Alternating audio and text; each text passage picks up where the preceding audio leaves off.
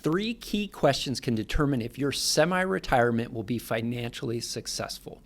Number one, will you be withdrawing from or adding to savings? Two, how many years will you work part-time?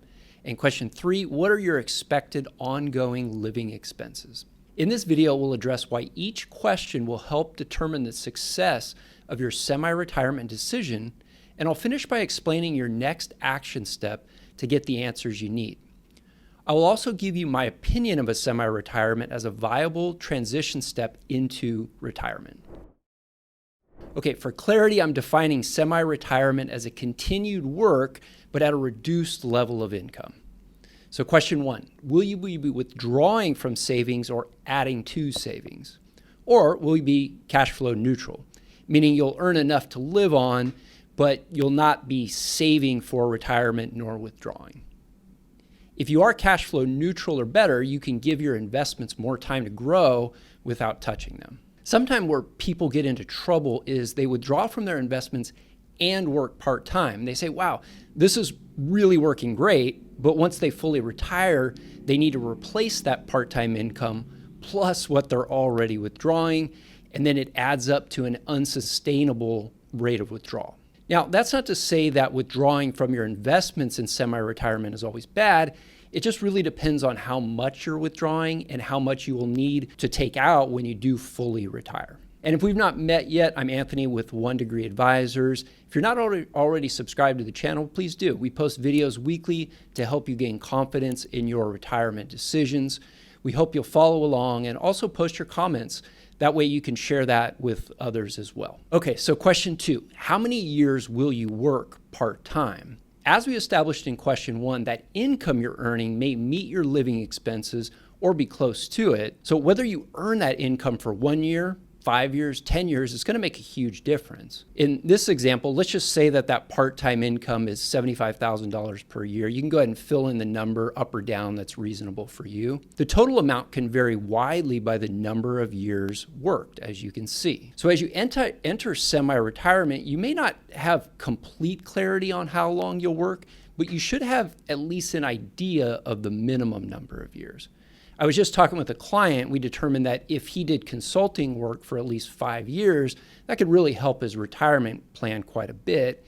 And then if he settles in and is able to retire later than that, after 5 years, it would work out even much better. So if you're able to defer withdrawals from your investment portfolio for multiple years because you are earning this income, that can really build up a stronger foundation for well into the future. What you don't want to happen is you quit your full-time career job, move into semi-retirement position for a year or two, and realize you really don't have enough to sustain a full retirement. Okay, so question three, what are your ongoing living expenses? Don't sell yourself short. I asked one couple, and this is actually quite common, how much do you need to live on in retirement? And they said, well, we don't spend that much money, maybe $3,000 per month. So they're living in San Diego where we're located. The cost of living is pretty high. That may work for some people, but I knew that was not what they were actually spending. So we have a way of calculating what they're actually living on today. So I showed them their number, their estimate, versus our calculated number. And I said, are you prepared to cut spending by this amount of dollars every month? What you don't want to happen is to plan based on an unrealistic income need, because then you're kind of stuck in this dilemma. Do you just live on less? Do you go back to work? There's enough uncertainty in life. You want to plan as accurately as possible so you can have a sustainable, successful retirement income well into the future. So what's your next step to determine if semi-retirement is viable? Each of these three questions actually work together in combination. The magnitude of how much you earn, how long you do it, and how much you spend all affect each other. At the very least, make sure to find an online retirement calculator or use your own spreadsheet if you really want to nerd out on it. But the main drawback of an online calculator is these tend to be overly simplistic.